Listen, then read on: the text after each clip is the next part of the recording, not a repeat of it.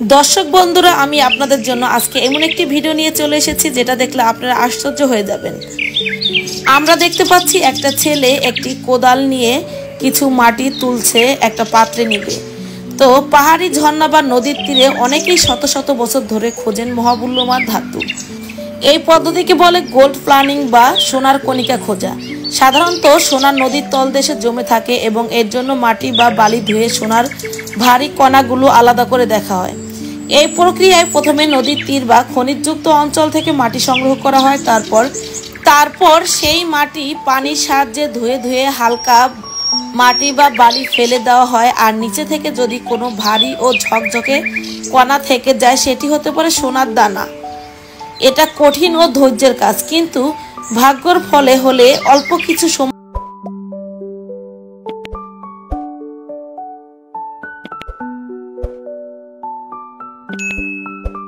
পাওয়া যেতে পারে প্রকৃতির অমূল্য উপহার, খাঁটি সোনা। আমরা দেখতে পাচ্ছি মাটি কিন্তু প্রায় ধোয়া শেষ। তো আপনাদের কাছে যদি ভিডিওটি ভালো লাগে অবশ্যই লাইক, কমেন্ট, শেয়ার করে পাশে থাকবেন। কিছুক্ষণের মধ্যেই বেরিয়ে আসবে সেই মূল্যবান ধাতু। দেখি কি বের হয়ে আসে। এই তো আমরা দেখতে পাচ্ছি ধীরে ধীরে সেই মাটি বালুকণাগুলো সরে যাচ্ছে। আর এই তো সেই মহামূল্যবান সোনার খনি বা স্বর্ণের দানা বেরিয়ে এলো।